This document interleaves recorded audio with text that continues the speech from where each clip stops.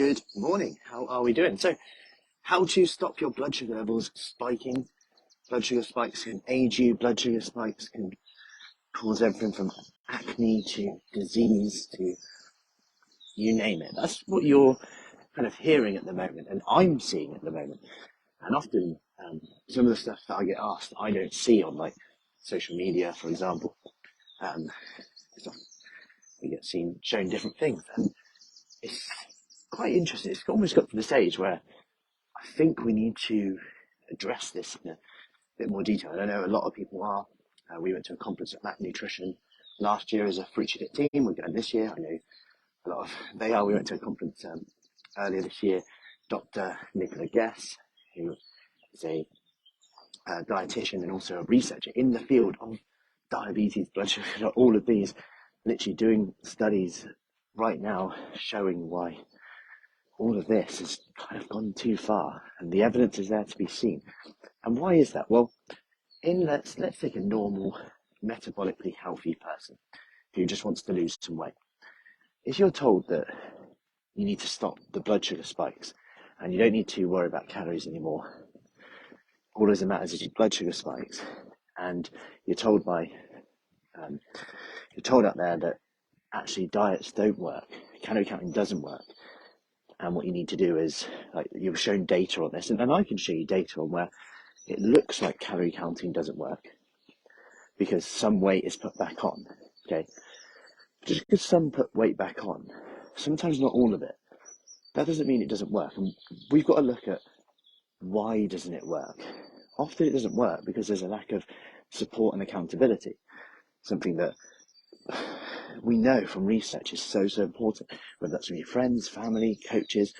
Having that support and accountability on anything we do in life, right?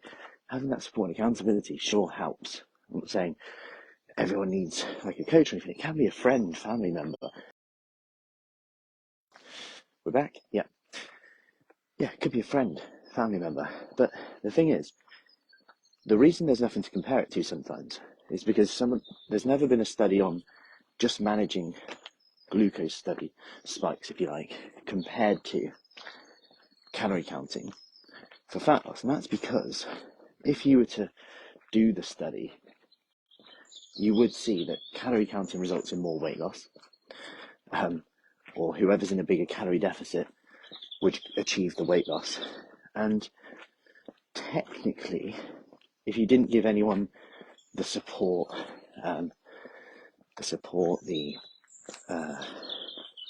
say, accountability that people wanted or needed, they're likely to put on weight. But if you don't lose weight in the first place, aka you're just adding in, I don't know, almonds to your fruit to stop any blood sugar spike, and you're now overeating calories and your weight didn't go down, you wouldn't be able to see if you put weight back on because you wouldn't lose it in the first place. And that's why it can look quite confusing at times. And the key thing to remember here is glucose spikes in themselves are actually normal. They're actually normal. Like when I did my own postgraduate research study back in 2014, and this was all about low calorie diets and diabetes. And when you do a postgraduate research study, you have to do a hell of a lot of reading on the literature as well as doing your own. And what I did in that is I got people to come in and I took their blood initially to look at their insulin sensitivity and also look at where their blood sugar level was at in the morning. In the morning, fasted. What I then did is gave them a glucose drink, like pure glucose, like imagine Lucozade, but like more sugar, higher concentration of sugar. And then we would take their blood again, and then every 15 minutes for the next 2 hours, you would take their blood again and again and again and again. Not that fun for them, but quite fun for me. I quite enjoyed it. So then what we saw at the end is, so you had the glucose drink, and surprise, surprise, they'd get a blood sugar spike. But I'm not saying that's healthy, but over time, the average was then back down to normal. By the end of the 2 hours, their body processes it, insulin is released, it's back to normal. And providing they're in a calorie deficit that day, it's actually irrelevant. If they get moving that day, it's actually irrelevant. If they're metabolically healthy, it is irrelevant. Now, in one person, and bear in mind how hard it is to sometimes get volunteers to do these studies, they were like, oh, I feel a bit dizzy after that. I was like, oh, this could be interesting.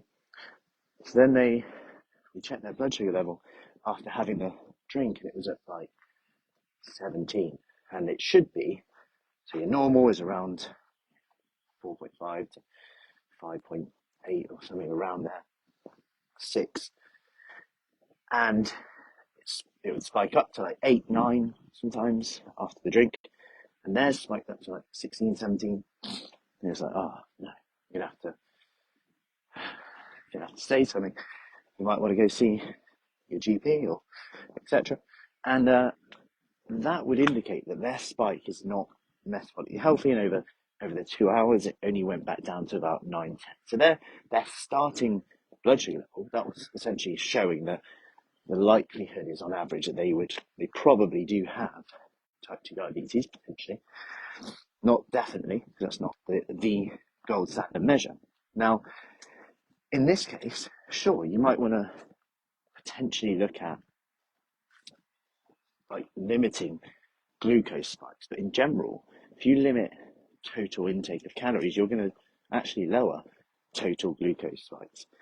And this is where it can become quite obsessive. Like we go, there's a banana, we're told we need to find the exact right foods, and there's no science on this. There will be. I think there will be one day. But there's actually not enough evidence to say, if any evidence, to say that you can 100% know that this is true, because there's so many other variables. For example, for starters, how you respond to foods might actually be dependent on your total intake of calories that day. It depends on what you had for breakfast. It depends on whether you exercised yesterday. It depends on your sleep. And my point here is, eat meals, not foods.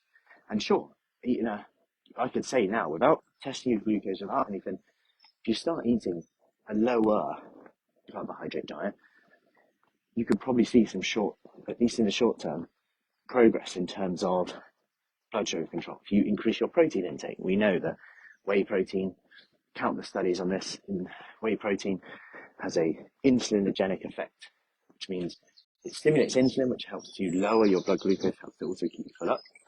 At the same time, it doesn't raise your blood sugar level, so you get like a double whammy effect. And over time, this can have an impact. So if we start increasing our protein intake, we generally eat a lower carbohydrate diet. That's actually going to lower our calories in general anyway. Let's say we start to eat more fiber, we start to get a bit more active. All these things, anyway, before we even test anything, will have a positive impact. And we could tell you that now with as much certainty of the evidence than before even testing any food or pretending that this food is good for you, this food is bad for you. So I hope that helps and kind of summarizes a bit more in here. And if you've got any questions on this, let me know in the comments.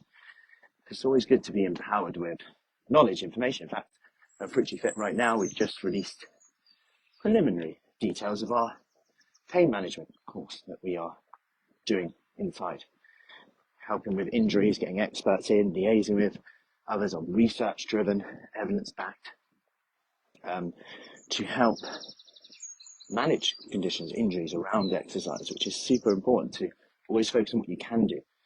In fact, I've got a little bit of a shoulder injury right now, so I'm going to be booking someone in today. It's been lingering, and it's got to the point where I've been doing some exercises for it.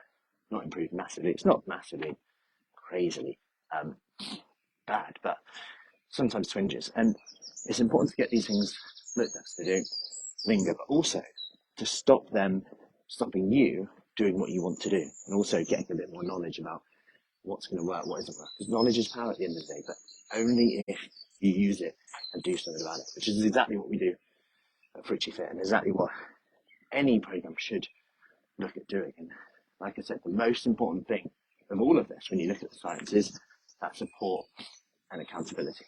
That trumps anything. That trumps any kind of dietary recommendation most of the time. Anyway, on that note, The sheep are pretty rowdy of me walking at this time of day. So I will leave you to it. Any questions, let me know. If you're on replay, drop a replay below, and I will see you later. Happy Sunday.